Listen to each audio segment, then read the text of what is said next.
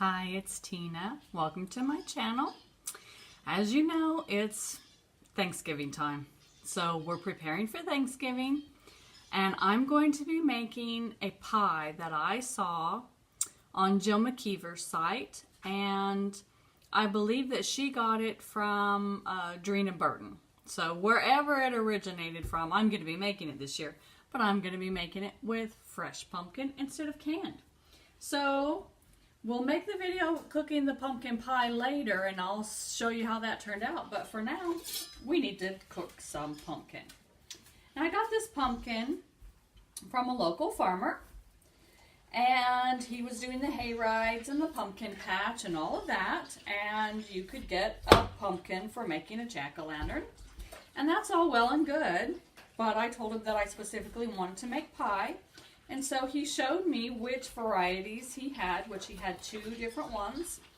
And the first one I cooked and made my harvest pumpkin soup, which you can look through my videos, scroll through if you're interested in that one. And then this one is going to be for the pie. Now you can cook any pumpkin. Let's be honest.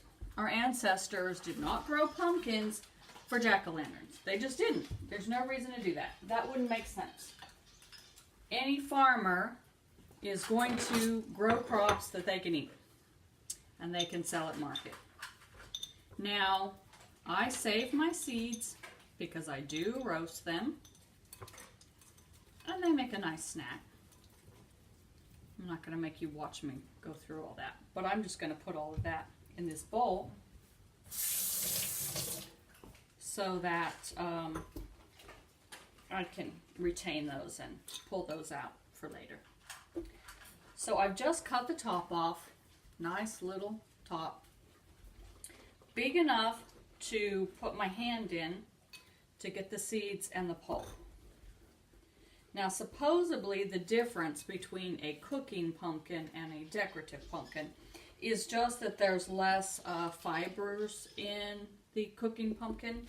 But I would venture to say that any pumpkin can be cooked if you just add the right spices and blend it up real good. So if you've got any left over, if you're like me, I don't cut them into jack-o'-lanterns. I get them and I decorate around the front yard, but I don't cut them into jack-o'-lanterns.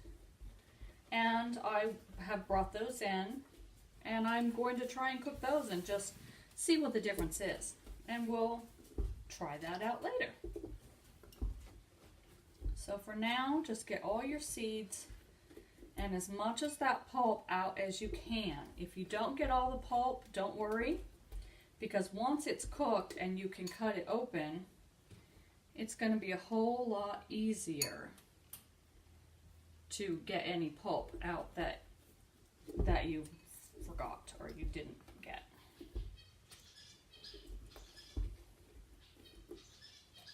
And just bear with me while I get all these seeds. Now, I save a few of them before I roast them for planting. And all I do, probably about a dozen seeds, and I rinse them really good to get all the slimy stuff off, because let's face it, this is kind of slimy. Not as slimy, I'll be honest, as one of the decorative ones for cutting for jack-o'-lanterns, but you know, it's kind of slimy. Anyway, you want to rinse them off really good and then put them on a glass dish to dry. And once they're thoroughly dry, put them in a paper bag. And these are the ones I saved from the first pumpkin that I baked. And then we will try planting them in the garden come spring. See how that works out.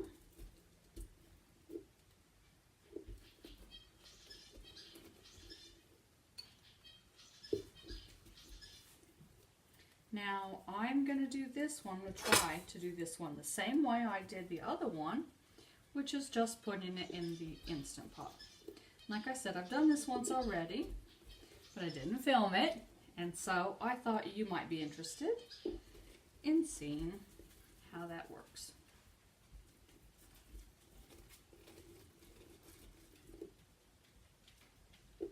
Because let's face it, the more we can do ourselves without buying a canned version that we really don't know what is in there, what preservatives or what got contaminated in their factory, what have you.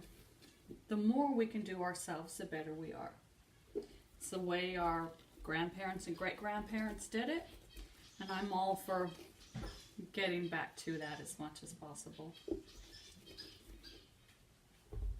Okay, so I've just got a little tiny bit of pulp there, most of it seeds. And there's a little bit of pulp in there, but I won't be able to get it out until I actually scrape with a spoon. And like I said, we'll do that after it's cooked. Trusty dusty Instant Pot. Again, if you haven't got an Instant Pot, you can do this in a crock pot. Just go ahead and cut your pumpkin in half so that it will fit better. Or you can do it right in the oven. I don't have a true working oven. All I have is my little, I don't know how well you can see it over there. Let me bring you with me. Take you on a tour of the kitchen. All I have is my little tabletop oven, and I cook everything in there. Reason being, I have an old-fashioned kitchen, which comes with an old-fashioned oven, and it's the original oven when my house was built. And to be honest, I just can't bear to part with it. It's so damn cute.